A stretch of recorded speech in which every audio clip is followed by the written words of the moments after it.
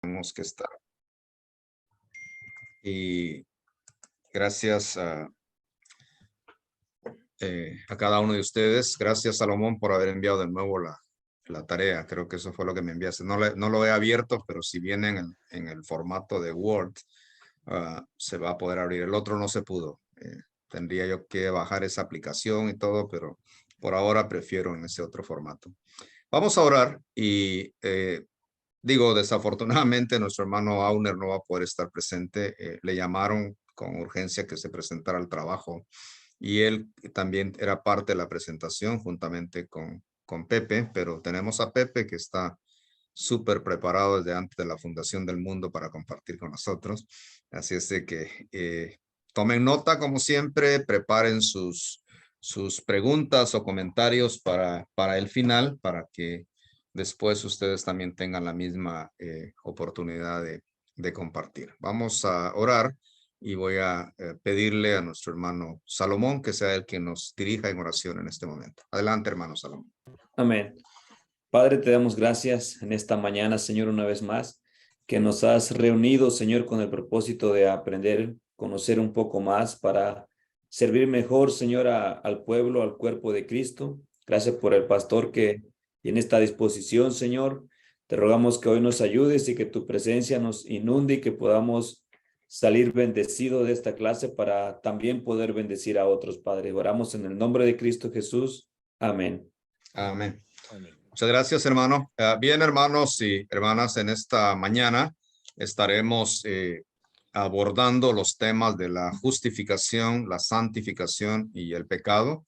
Entiendo claramente que son temas para tratarlos aparte, cada uno de ellos, pero cuestiones de tiempo nos hacen a veces unir algunos temas que tal vez requieren de más explicación o de más detalles. Sin embargo, esperamos que juntos y juntas podamos aprender esta mañana y al mismo tiempo aportar los conocimientos que ya tenemos sobre cada uno de estos temas.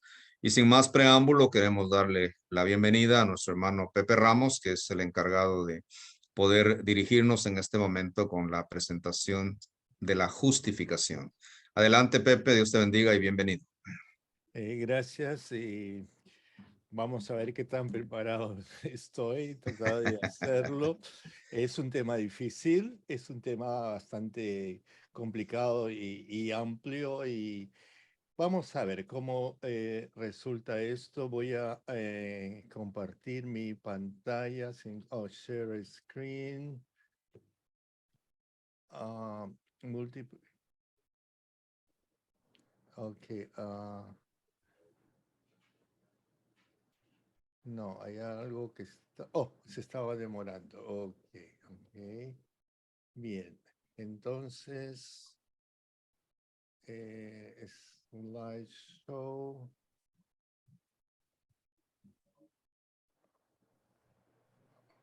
Se ve que hace tiempo que no hago esto y en verdad quien me ayudaba siempre en los servicios por Zoom era mi esposa.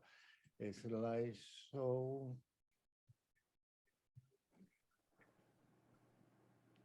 ¿Cómo hago para maximizar pantalla, hermano Pablo, desde acá? Tienes que ir a donde dice Design. O deja, no, pero ahí al slideshow, perdón. Sí, Ve ahí. estoy, sí. Y ahora vete hasta la izquierda, dice From Beginning.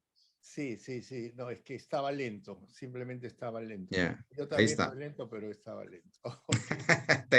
Ahora te está ganando el PowerPoint. Sí, ahora me está ganando el PowerPoint. Ok, entonces quiero...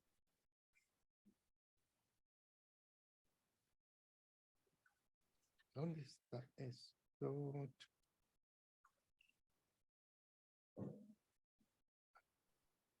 Oh, ya lo encontré, ya lo encontré. Bien. Los documentos que el pastor Pablo envió hablan de la justificación por gracia y a través de la fe y hace referencia a varios textos y eso es por donde quisiera comenzar en este momento. Los tengo en pantalla, los pueden ver. Bien, entonces Efesios 2, 1 al 10 nos dice, porque por gracia sois salvos por medio de la fe, y esto no es de vosotros, pues es un don de Dios, no por obras para que nadie se gloríe. Ahora, tenemos aquí que tengo unas notas y en Efesios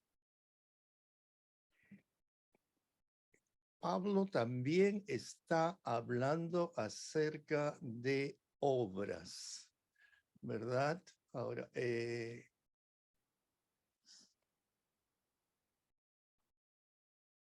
luego tenemos también en Gálatas otra de las citas que el pastor Pablo nos puso y dice, porque vosotros, hermanos, a libertad fuisteis llamados.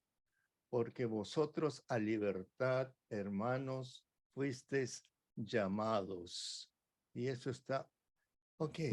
Entonces, aquí en las notas tenemos lo siguiente. Por el poder del Espíritu Santo nos hacemos voluntariamente esclavos uno del otro. Este tipo de esclavitud es voluntaria y es motivo de gozo. Someterse a la ley también es voluntaria, pero es una carga pesada.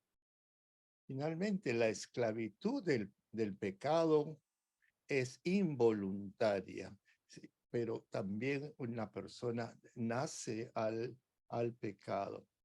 Luego el siguiente texto tenemos en Romanos, ¿verdad? Y aquí tiene que ver con Abraham.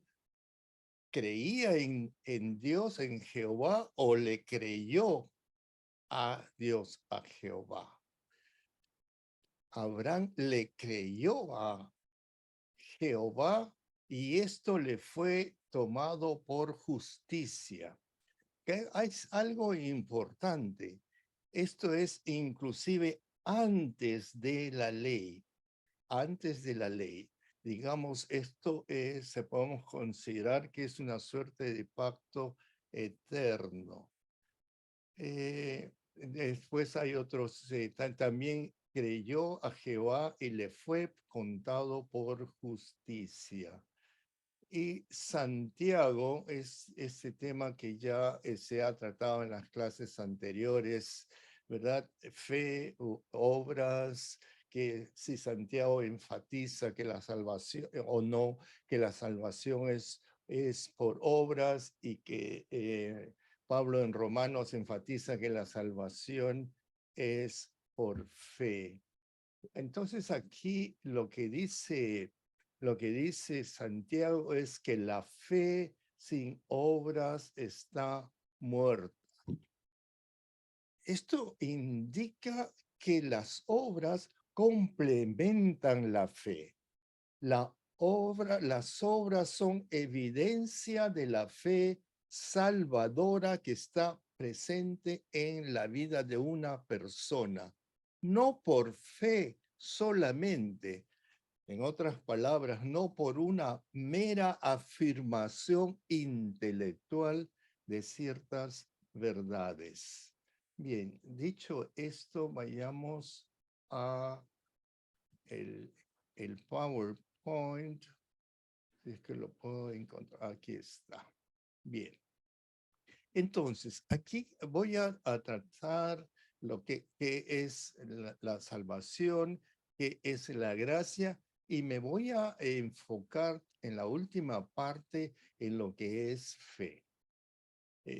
Y al final voy a poner de dónde he citado, pero principalmente he utilizado este libro, no sé si alcanzan a leer este libro,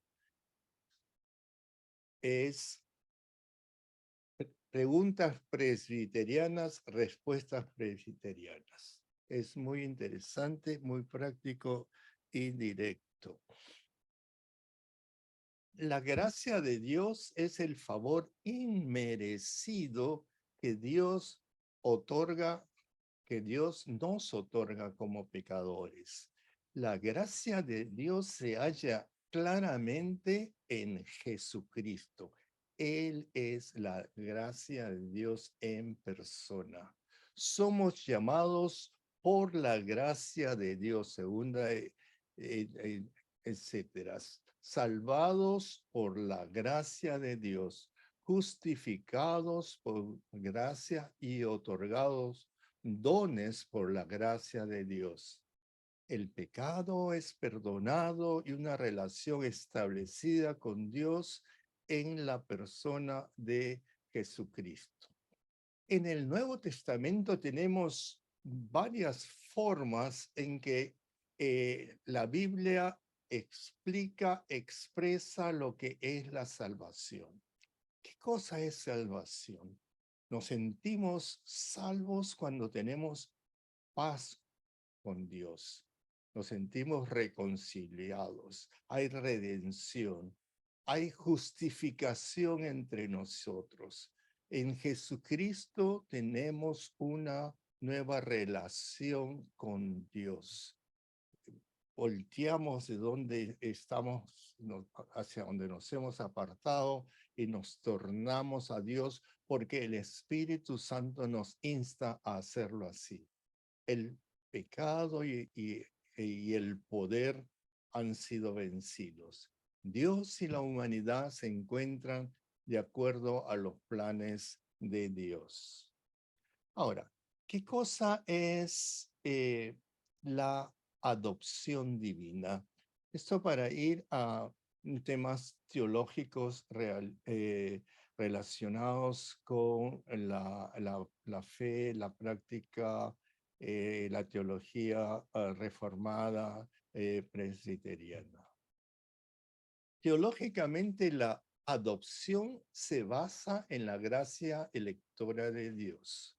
Recibimos la salvación por obra del Espíritu Santo.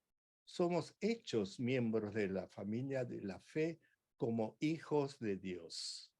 Este espíritu de adopción nos permite clamar Abba Padre.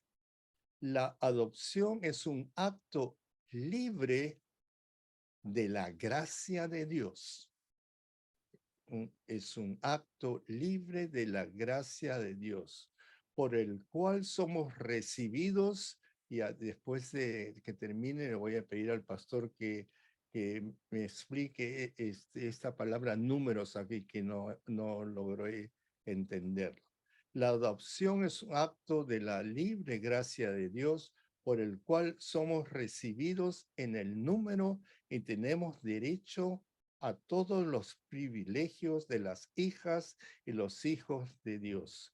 Catecismo Mayor 5.186 de la Iglesia Presbiteriana Americana. ¿Qué cosa es la predestinación? La predestinación es una manera de afirmar que nuestra salvación se debe completamente a la gracia de Dios. No es esfuerzo humano alguno. No es por obras. No es porque el pastor impone sus manos y por medio de aquello nosotros recibimos la salvación. Es simplemente la gracia de Dios y es en el tiempo de Dios. No merecemos ser salvados o podemos ganarnos la salvación. Dios nos elige para ser su pueblo y este es un acto libre de Dios. Recibimos nuestra elección como un don conferido misericordiosamente por Dios. Lo que les dije al comienzo, que quería enfocarme también en lo que es la fe, ¿no?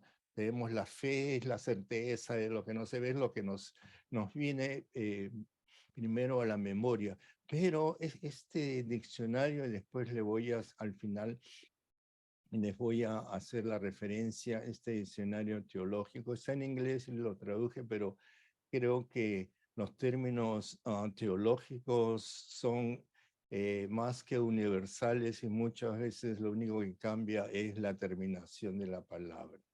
¿Qué es la fe?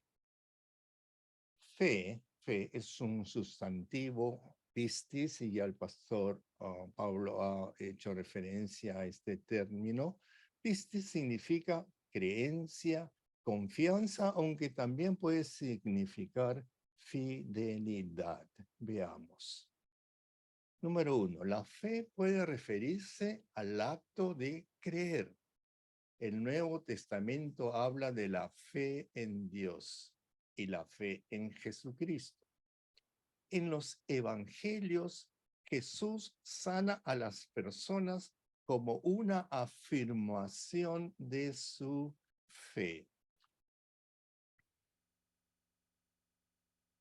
En otros casos, reprende a las personas por su falta de fe. Los creyentes son justificados por la fe y no por obras. Gálatas, Romanos, Filipenses, etc. Tener fe es equivalente a ser cristiano. Pablo afirma que los que son de fe son hijos de Abraham. Gálatas 3:7.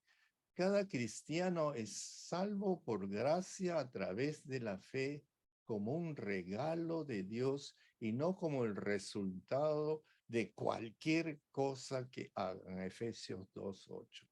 Cristo mora en los corazones de los creyentes a través de la fe. Efesios 3:17. La fe es parte de la armadura de Dios que protege a los creyentes contra el enemigo. Efesios 6 y Tesalonicenses 8. Los cristianos son personas que viven por fe, no por vista. El escritor de Hebreos define la fe como estar seguro de lo que esperamos y seguro de lo que no vemos, lo que dije al comienzo, Hebreos 11:1. Pistis, fe, también puede referirse a la doctrina cristiana o colección de creencias. La palabra puede también referirse a la religión cristiana, como en la exhortación de Pablo a los cristianos de Corintios a permanecer firmes en la fe. A medida que se predica el evangelio en los primeros días de la iglesia, varios sacerdotes se vuelven obedientes a la fe. Un ratito.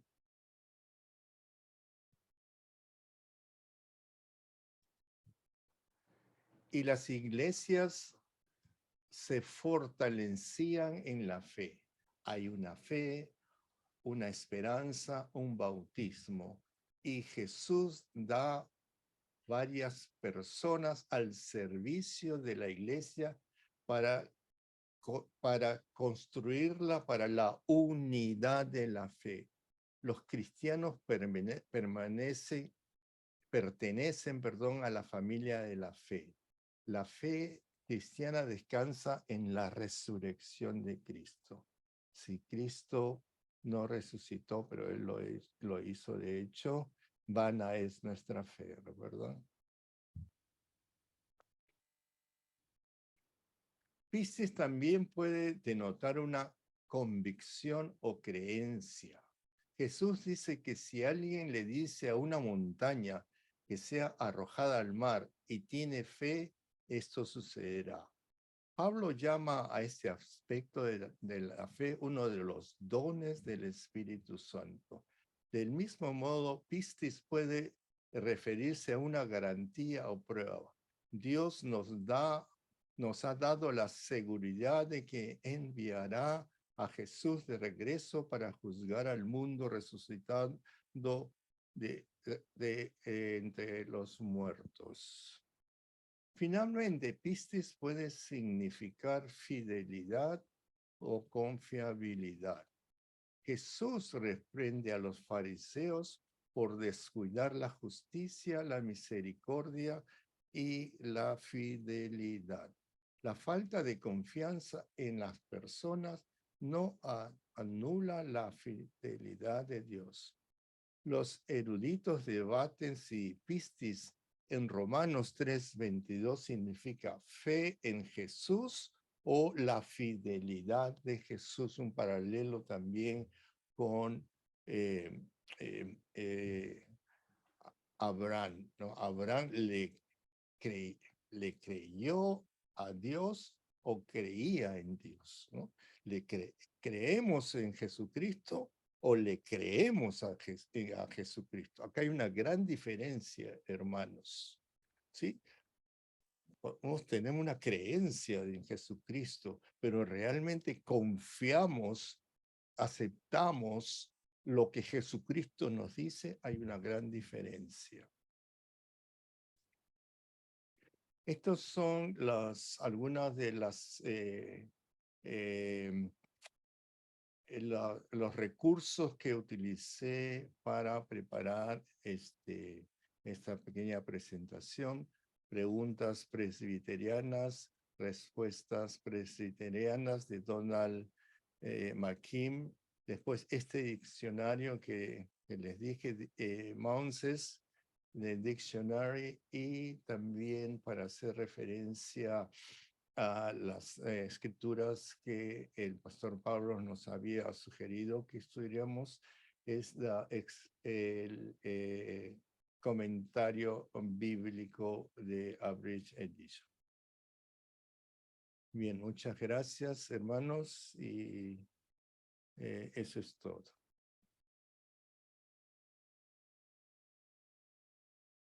Gracias a ti, Pepe, por tu participación. La verdad que nos ayuda bastante a ponernos en contexto, como se dice.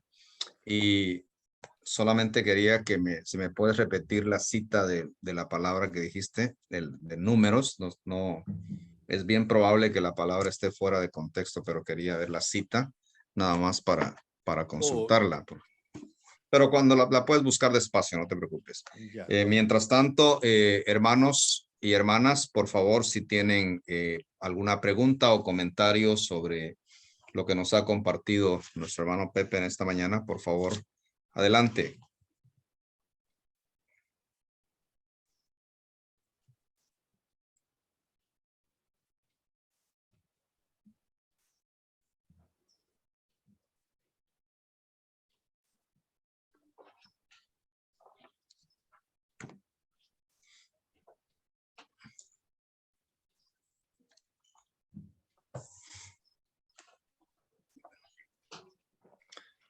En términos teológicos, la justificación realmente es la salvación que recibimos de parte de Dios.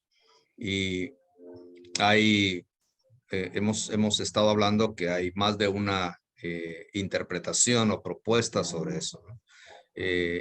Por un lado están las personas que creen que la salvación es un acto que se lleva a cabo por medio de la gracia de Dios, pero también por el esfuerzo humano. Y esto está más arraigado a la teología tradicional católica romana. Por otro lado, también están los creyentes, que está muy claro para ellos que la salvación es un acto completo de Dios y que no tiene nada que ver con los méritos nuestros.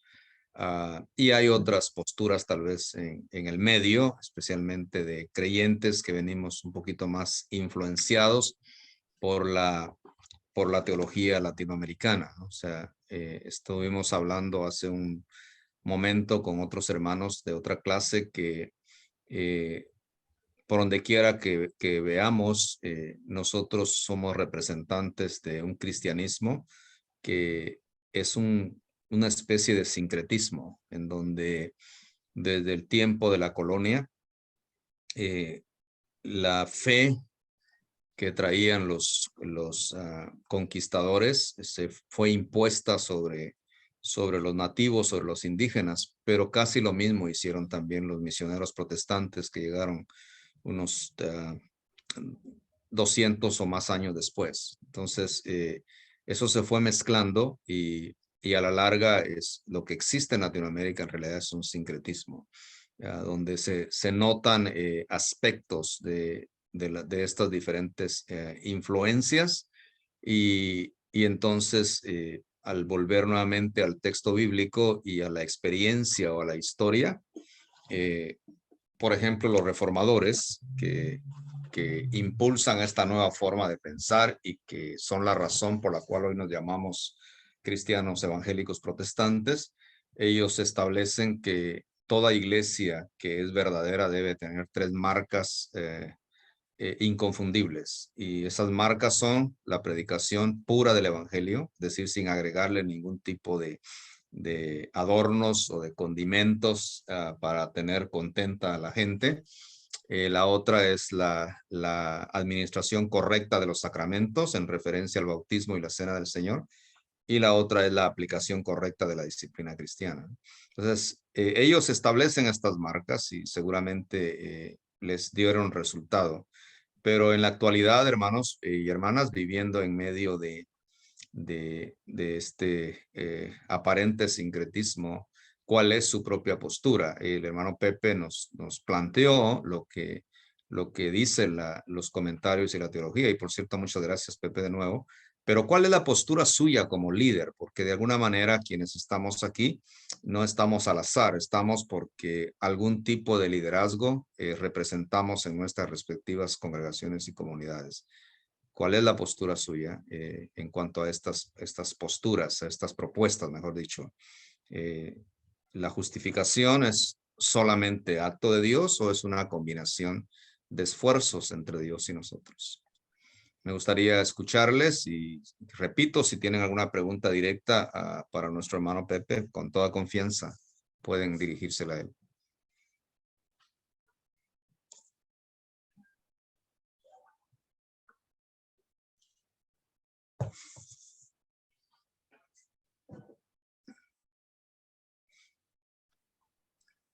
Los veo medio pasivos, hermano, no sé qué. Espero que su fe no esté así, ¿no? Su fe esté ardiente, como dicen los escritos de la Reforma. Dice que en la Reforma se heredaron dos elementos importantes, ¿no? El orden y el fervor cristiano. El fervor por realmente predicar el evangelio y redireccionar lo que era la fe cristiana. Pero en el camino, dicen algunos, perdimos el fervor y nos quedamos solo con el orden.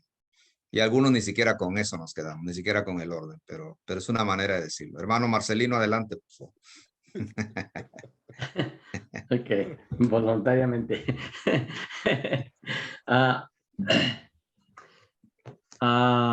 Desde antes de, para mí personalmente, desde antes de estar yo en este rollo del cristianismo reformado, desde mis pasos en el seminario y el tiempo que estuve en la iglesia católica, algo en mí siempre me ha dicho que, o sea, que no tengo que hacer mucho más que confiar en Dios, creer en Él y tratar de seguir sus pasos para ganarme la salvación. Siempre estaba convencido sí estaba convencido que no es por lo que yo haga, sino más bien es porque Dios se ha apiadado de mí y por eso me ha dado lo que me ha dado, sea poco o mucho en todos los ámbitos. Entonces yo creo definitivamente que sí. La fe que está en mí ha sido por creyente, por convicción, porque he creído y le he creído a Jesús, literalmente. O sea, me la he creído totalmente desde mi adolescencia a la fecha. Y pues por eso estoy aquí tratando de aprender más para poder entender por qué creo eso y qué hay detrás de lo que creo, en realidad. Sí. Gracias, interesante. ¿Alguien más?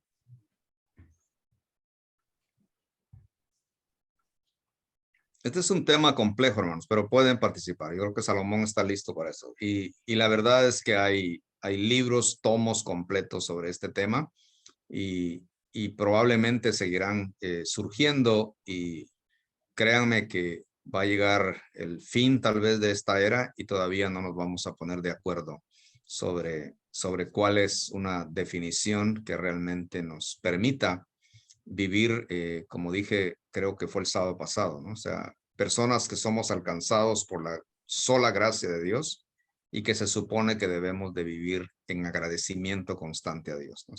Ese es el regalo que el movimiento reformado trajo a este mundo, ¿verdad? Recibimos de gracia y damos de gracia. Todo lo demás pertenece al sistema, pero no es necesariamente una actitud reformada. Hermano Salomón Arias, perdón. Mira que hasta la vista se me está cruzando que no leí bien tu apellido, pero eres Arias. Adelante. Amén. Pues somos justificados por fe, dice la Biblia, pero bueno, en cuanto a mí, yo pienso que depende de Dios en lo absoluto. Como veíamos del libre albedrío y todo eso, que todo apunta a que somos justificados, pero todo apunta a que proviene de Dios, y no, en lo cual nosotros a veces no hacemos nada, sino como la gracia es un regalo, es un don de Dios, es lo que yo pienso. Así es. No sé, Pepe, si quieres agregar algo más que te quedó ahí en el tintero, como se dice, antes de movernos a otro. No que se me quedó en el tintero, sino me surgió una pregunta en esta última parte cuando los hermanos estaban reaccionando y tú estabas haciendo comentarios, ¿no es cierto? Todo ese tipo de énfasis a lo largo de los últimos siglos, ¿verdad? De esos avivamientos evangélicos latinoamericanos, y por cierto, tenemos que incluir necesariamente lo de Los Ángeles y Azusa Street y toda esta cosa, ¿no? ¿Verdad? Lo digo, no tratando de faltar el respeto ni nada por el estilo, ¿no? Lo de esta cosa, ¿no?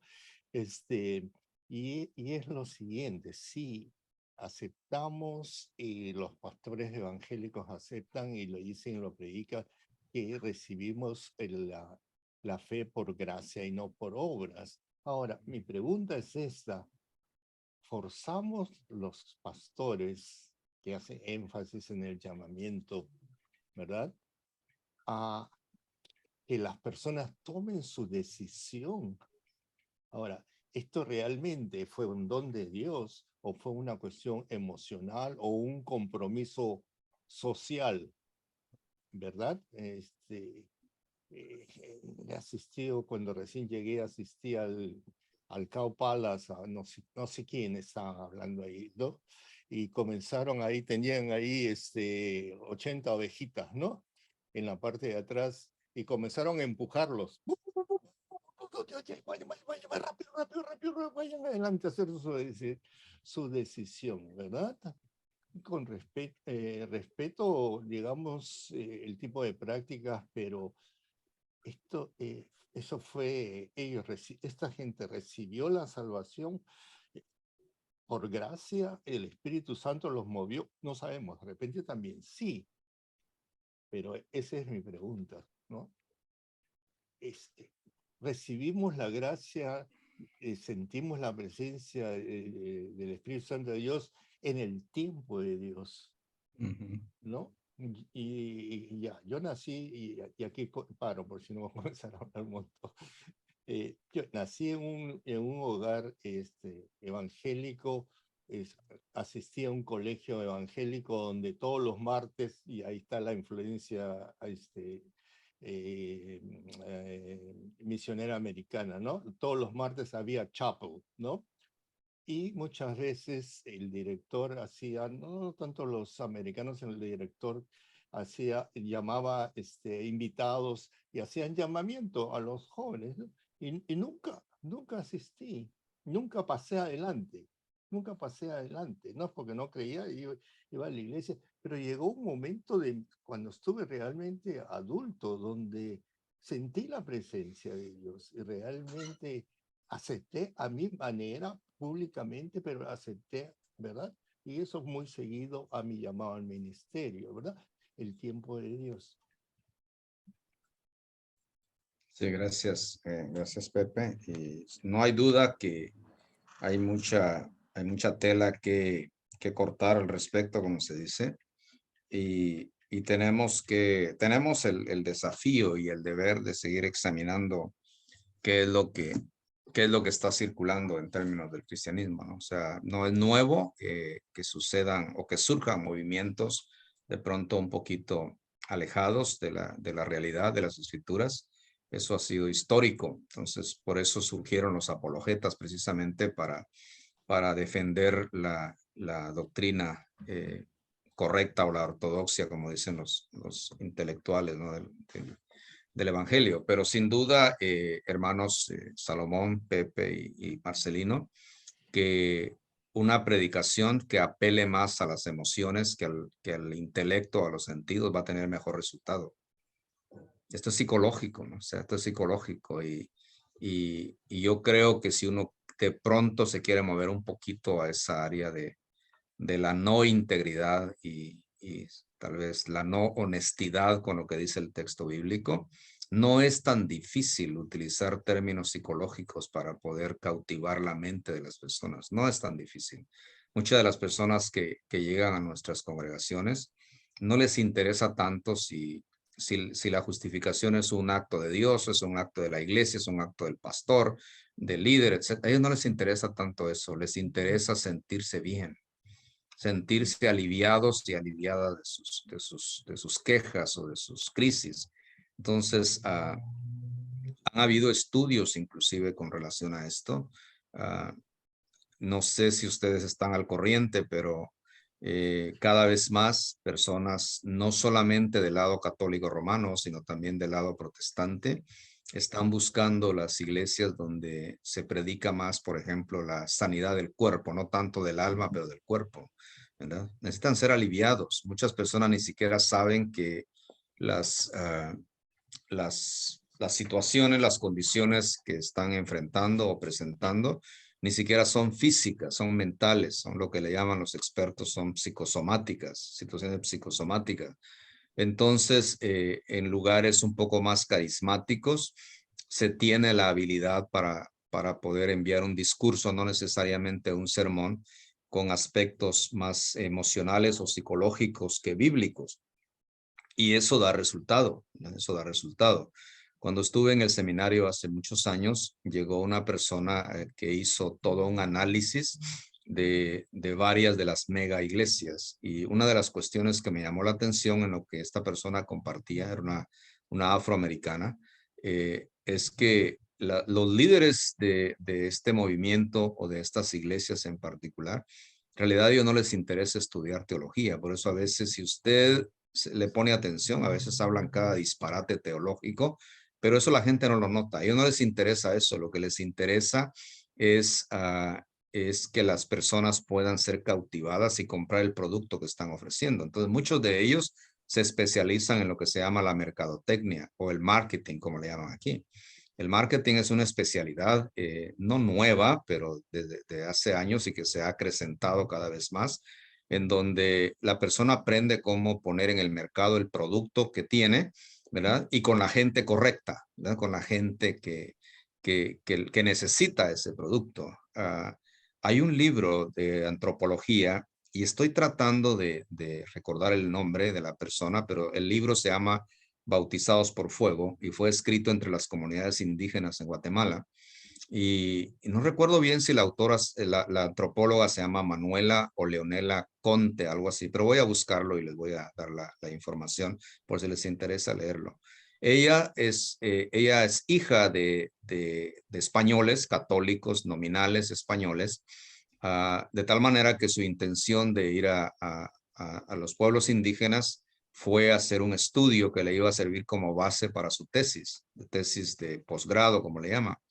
Entonces, pero en su experiencia, escuchando tantos testimonios, una de las cosas que ella menciona y que yo creo que no está tan lejos de la realidad, es que los carismáticos o los de la renovación carismática católica romana, como del movimiento neopentecostal especialmente, encontraron auge, encontraron un terreno fértil, especialmente entre los pueblos indígenas y los pueblos más pobres, por sus prácticas, ¿no?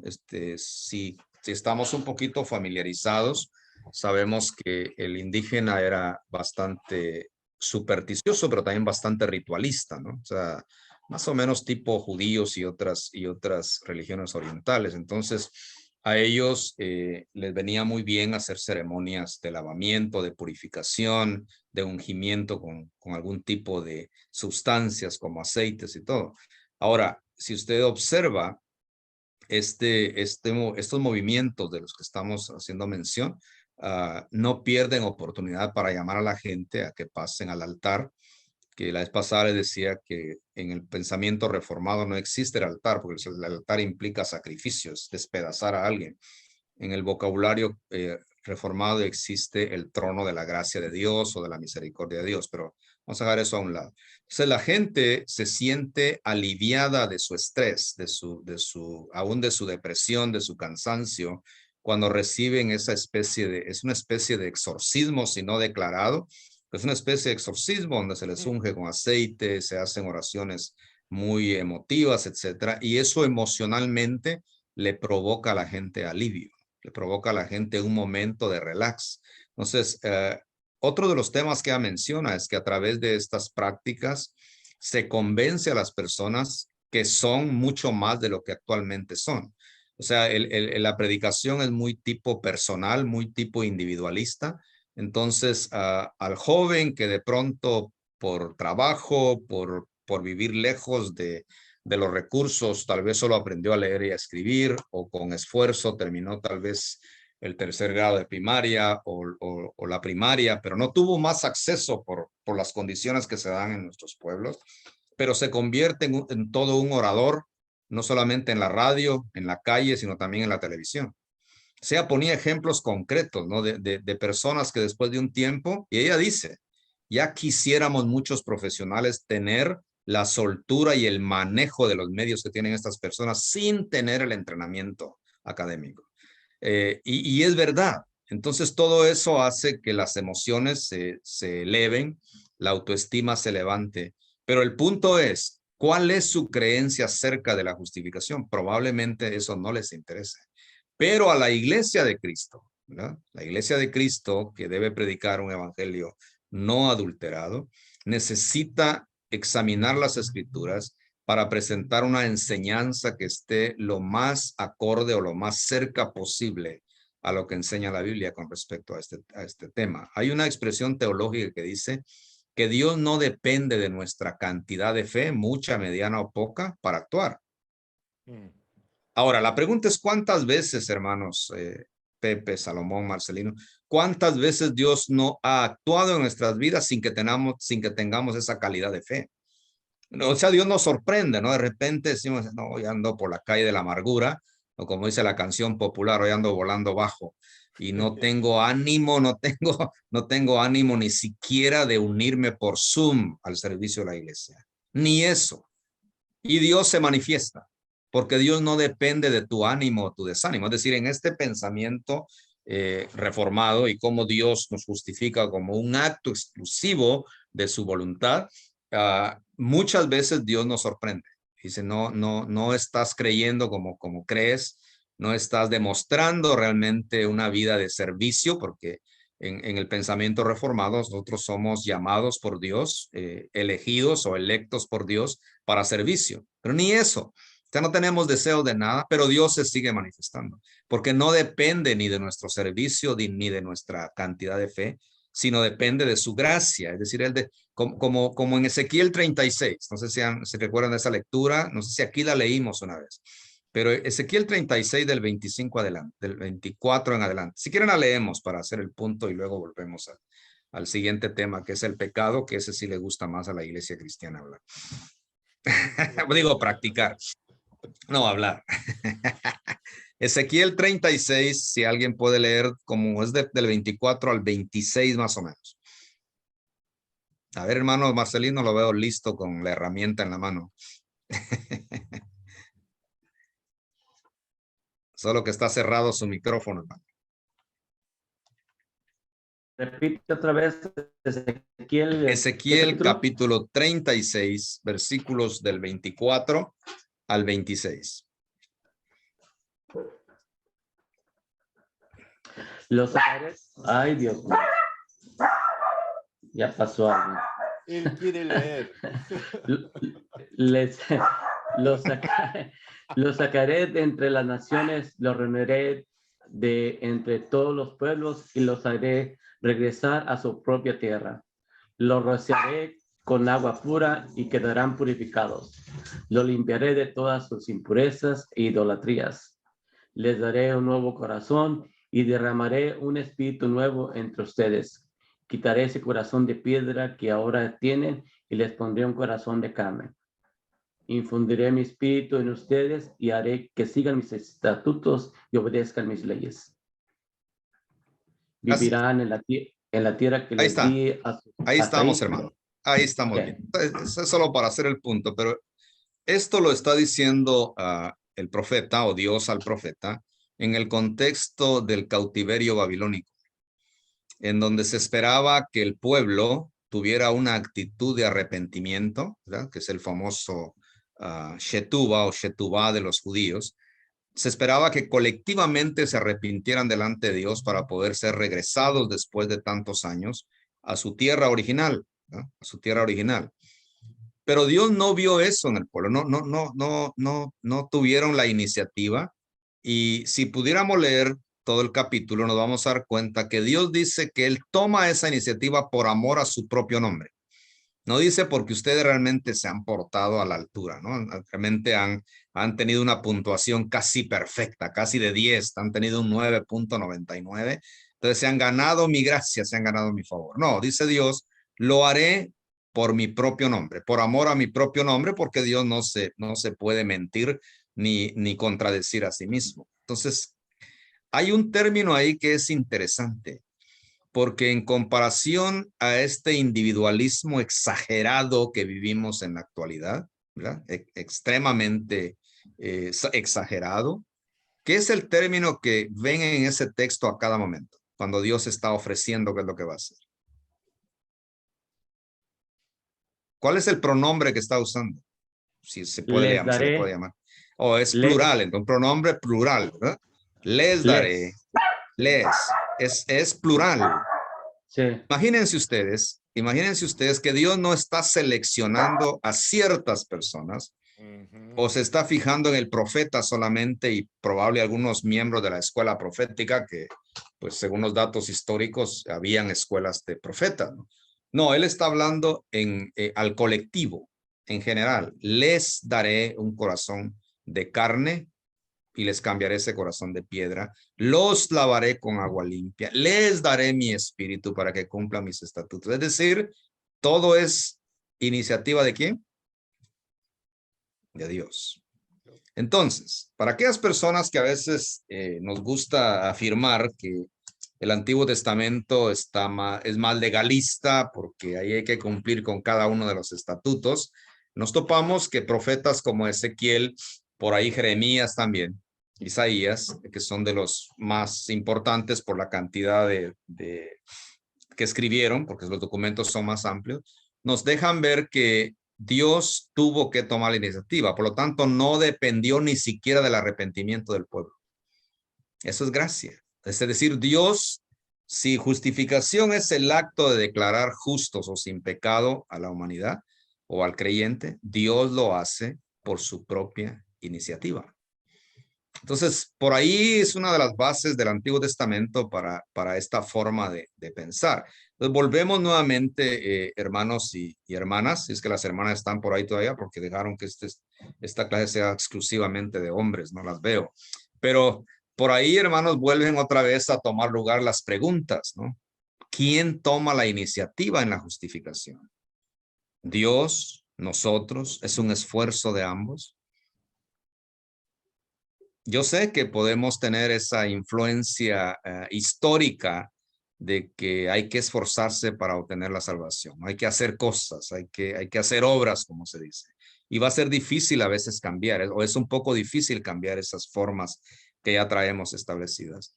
Pero si vemos el panorama un poco más amplio de la Biblia, esa teología del Deuteronomio que era ojo por ojo y diente por diente, ¿cómo le llaman a eso? ¿La ley de qué se llama? Talión. Del talión, ¿no? Esa teología deuteronómica que todavía practican los fariseos y los escribas y los saduceos en el tiempo de Jesús, realmente es de alguna manera modificada por la gracia de Dios, y sobre todo la máxima expresión es lo que Pepe ya nos compartió, es Jesucristo mismo. Jesucristo es la gracia caminando, la gracia andando, ¿verdad? Él es la gracia realmente que se envuelve y se identifica con el mundo pecador, con el pueblo pecador. Ahora, lo interesante es que todavía uno puede seguir razonando de que Jesús debió haber establecido una oficina en el templo. Tenía derecho a hacerlo, ¿verdad? Tal vez usar la oficina del sumo sacerdote, tal vez. Pero es curioso porque Jesús no hace eso. Jesús quiere que el pueblo común conozca la gracia de Dios, la iniciativa de Dios. Y esto se los dejo nada más para su propia reflexión. No sé si ya estamos conscientes o enterados de esto, pero parece que Jesús no le dijo ni a los enfermos, ni a los pobres, ni a los necesitados que se fueran a reunir al templo. Algunos enfermos sí les pidió que fueran a que les hiciera el examen el sacerdote, el sumo sacerdote, pero no les dijo vayan a reunirse al templo. Pero sí le dijo a los líderes que debían de buscar a las ovejas perdidas. Eso es gracia de Dios, hermanos. Dios no, digo, teológicamente hablando, Dios no está esperando que nos reunamos. Hay que hacerlo, obviamente. También la Biblia dice, no dejen de reunirse como algunos tienen la mala costumbre de hacerlo, ¿no? Eso de mala se lo agregué yo, pero el texto dice, como algunos tienen la costumbre, ¿no? Yo digo, es mala esa costumbre, pero es bíblico. Pero en realidad Dios no depende de eso para encontrarnos o para alcanzarnos con su gracia. Evidentemente, cuando entendemos y nos concientizamos que Dios nos ha alcanzado con su pura gracia, pues nuestra reacción va a ser precisamente de agradecimiento, como aquel hombre en el camino de Damasco, ¿no? El famoso apóstol San Pablo. En la segunda vez que él comparte su testimonio, no en el capítulo 9, sino más adelante, dice que él le preguntó a Jesús, ¿qué quieres que yo haga? Esa es la reacción natural de alguien que siente que es alcanzado o alcanzada por la gracia de Dios. ¿Qué quieres que yo haga? ¿Para qué me ves talento o dones o qué herramientas me ves para que yo pueda servir? Como que eso no pasa todos los días, ¿no? O sea, decimos algunos, pues ya Pepe ya está un poco fuera del terreno de los pastores activos porque se jubiló, pero algunos pastores dicen que a veces la gente nos sorprende, no por la cantidad de gente que llega a preguntar qué pueden hacer, sino porque de vez en cuando aparece una persona y dice, ¿en qué puedo ayudar? Y nos hemos mal acostumbrado o acostumbrado a no escuchar eso, que de pronto ni sabemos qué decirle que haga, ¿no? Porque no es parte de la dinámica, ¿no? O sea, hermano, ¿qué quiere que haga? ¿En qué puedo servir? Entonces, como que lo agarran a uno fuera de base, como se dice en el Facebook. Ahora, ¿qué le digo? No estoy muy listo, no estoy muy preparado para eso, pero ojalá que se convirtiera en un buen problema, ¿no? Sí, ahorita voy, Pepe, que hubieran muchas personas que lleguen con nosotros y nos digan, hermano, póngame en su lista si no tiene algo ahorita que decirme, pero dígame en qué yo puedo ayudar. La cosa fuera diferente, Pepe. Sí, o lo hacen esperar a la persona. Hasta le dicen, mientras usted no sea miembro, no puede hacer nada en esta iglesia. Ese es otro tema también. Ese es somos un poquito. Y hablando del legalismo y hablando de seguir el orden. Es verdad, es verdad. Sí, entonces uno puede imaginarse que Jesús, la gracia en persona y caminando, como dije, en el mundo real.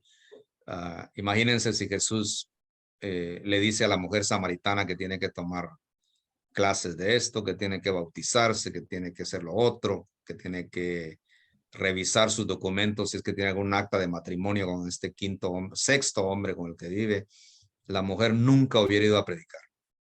al pueblo, a la plaza. Pero de inmediato dejó el cántaro y se fue. Y así sucesivamente. Aquel endemoniado gadareno, ¿no? En vez de mandarlo al hospital psiquiátrico a hacerse una evaluación, ¿no? Mira, ve que te hagan un psicoanálisis a ver si no tienes todavía rasgos por ahí de tu personalidad y de repente termines golpeando a los hermanos en la iglesia o en tu familia. Dice, no, ve y cuéntales cuán grandes cosas ha hecho el Señor contigo. Como que tenemos que hacerle un poquito de caso a los reformados. Hay que volver a la Biblia. Hay que volver a leer las escrituras. Hermanos, hermanas, no sé si tengan alguna reacción o algún otro comentario a lo que hemos estado diciendo, sino para movernos al tema como dije, el tema que más le gusta mencionar a la iglesia, que es el pecado, y a veces practicar también, pero más mencionarlo que practicar. Bien, ¿qué es el pecado? Vamos a ver aquí algunas cosas. Voy a ver si encuentro mi PowerPoint. Espero que sí. Aquí está. Esto tiene que ver con lo de anterior, con los concilios. Esto ustedes tienen que leerlo de nuevo. Pero quiero ir. Me llama mucha la atención lo que dice Karl Barth, cómo él interpreta lo que es la Trinidad. Dice, el credo habla de Dios Padre, Dios humano que es Jesús y el humano que es el Espíritu Santo. Esto está muy interesante. Pero el pecado, hermanos, el pecado, nosotros hemos sido instruidos, por decirlo de alguna manera, adiestrados en definir el pecado como algo individual, algo que es mi completa responsabilidad, es mi tema, yo tengo que resolverlo. De hecho, especialmente las personas de esta generación normalmente están diciendo, yo asumo responsabilidad y déjenme que yo resuelva esto. Yo cometí el error en mi vida, etcétera, etcétera. Pero muy pocas veces vemos el pecado o lo interpretamos como un problema colectivo. Y como lo demás ya lo sabemos, lo del pecado individual, ahora me voy a enfocar un poco más en lo que es el pecado como algo colectivo, como una acción colectiva. Entonces hay algunas definiciones que vienen de un autor que se llama Daniel Migliori, que escribió un libro que se llama Fe buscando entendimiento. Y él hace algunas definiciones que me llaman mucho la atención. Por ejemplo, él dice, si el pecado es oposición a la gracia de la que hemos estado hablando, por eso, dice, nosotros tratamos de ser absolutos, ¿verdad? Sabemos todo, podemos todo. No hay nadie que me dé a tole con el dedo porque yo puedo, ¿verdad? Yo he aprendido cómo sobrevivir, he aprendido cómo hacer las cosas. Aún en la misma iglesia, habemos personas que ni pedimos ni aceptamos ayuda, ¿verdad? Somos muy individualistas. Entonces, este es un pecado colectivo. Es un pecado que a veces se infiltra, por decirlo de alguna manera, dentro del contexto de la iglesia, pero obviamente está reflejado en el mundo en el que vivimos, ¿no? Una sociedad realmente postmoderna en donde el individualismo es un distintivo fuerte dentro de esta sociedad. Entonces, cuando nosotros no notamos que la gracia de Dios es la que nos redime y nos libera, entonces el orgullo que tenemos como personas, independientemente de quiénes seamos o quiénes somos, se convierte en una oposición a la gracia de Dios, ¿no? Entonces, por eso creemos que somos absolutos. Si por un lado estamos diciendo en teología que Dios actúa y que no depende de nosotros para actuar, ¿verdad? Al convertirnos en personas orgullosas, individualistas, estamos haciendo una oposición abierta a la gracia de Dios. Le estamos diciendo, tú no puedes, el que puedo soy yo, ¿verdad? O por ahora no te necesito. O como dicen algunas personas de una manera muy equivocada, dicen, no molesten a Dios con esas pequeñeces, ¿no? Dios tiene tantas cosas que atender, que hacer, y así de que no molestemos a Dios, o hagamos, dicen algunos, hagamos nuestra parte, o hagamos nuestra lucha, y Dios va a hacer la otra parte. Entonces son términos que nos convierten sin querer en personas que estamos cometiendo pecado. Pensamos, dice, que nosotros mismos somos todo, que no hay nada fuera de lo que somos nosotros como personas. El pecado como autoexaltación. Dice, queremos dominar a otras personas y les convertimos en objeto de nuestros propios fines. ¿Por qué este es un pecado colectivo? Porque lo podemos ver no solamente dentro de las mismas expresiones del cristianismo, algunas iglesias, pero lo podemos ver en el mundo de la política, ¿verdad? El presidente, o no sé cómo le llamen, de Corea, es Corea del Norte, ¿verdad? Quiere ser absoluto, quiere autoexaltarse todo el tiempo. Vladimir Putin, independientemente de cuál sea la política detrás de eso, igual a fuerzas quiere someter a Ucrania. No ha podido hasta ahora, pero eso es un pecado colectivo. Y a veces sucede también eso en la iglesia, ¿no? Esa competencia desmedida, a veces desleal inclusive en la iglesia, nos lleva a la autoexaltación, a querer ser nosotros el foco de atención, el centro del universo, y no tomar en consideración que en nuestro pensamiento cristiano y bíblicamente, si Jesucristo no es exaltado en cada una de nuestras actividades o nuestros servicios de oración, hermanos, eso no tiene ningún significado. No tiene ningún significado. Entonces, hay herejías que están ahí solapadas o encubiertas, mejor dicho, en el mundo cristiano, ¿no? En donde la gente se rinde ante ciertos líderes cristianos, supuestamente, ¿no? Se rinden, pero no se rinden a Jesucristo. Hay un canto histórico clásico que dice, yo me rindo a ti, ¿no? Esos cantos no se entonan en las iglesias porque no son muy convenientes, ¿no? ¿Cómo voy a decir eso? Yo me rindo a ti, ¿no? Digo, eso es ceder mis derechos, supuestamente, ¿no? Pero es que a eso llegamos como hijos e hijas de Dios, ¿no? A rendirnos delante de Jesucristo, que es todo para nosotros. Entonces, una de las herejías que podemos ver a nivel del mundo cristiano, dejando un poco a un lado lo que es el mundo de la política y del entretenimiento, son aquellos famosos líderes religiosos, ¿no? Ya sean cantantes o predicadores que atraen a masas, a grandes masas de personas, pero que las personas no terminan exaltando a Jesucristo, sino terminan exaltando al cantante, ¿no? O al predicador, o al conferencista, porque es de corte internacional y es famoso. Entonces, eso realmente es un pecado colectivo que también la iglesia misma comete, ¿verdad? A mí me consta, por ejemplo, que nuestro hermano Salomón Arias es uno de los músicos de su iglesia. Bueno, eras o todavía eres, pero ahí estabas, ¿no? Con otros muchachos y bueno, ahora ya crecieron un poquito, ya están casados y toda la cosa, ¿no? Pero siempre han estado ahí. Pero esta es mi pregunta, mi comparación. Salomón, si ustedes son los que tocan todos los domingos, son los que tienen que desvelarse a veces, sacrificarse un poco, etcétera, para estar puntualmente dirigiendo la adoración a Dios. Pero si de repente la iglesia puede traer a este famoso grupo que se llama Grupo Rojo, porque no sé si existe todavía, pero que levantó vuelo por todas partes. Y se anuncia que va a estar el Grupo Rojo ahí a 2 cuadras de donde está la iglesia de ustedes en San José y ustedes tocando. ¿A dónde crees que va a ir la gente? Y les dan las opciones. A ver, a Rojo. Y esa es herejía.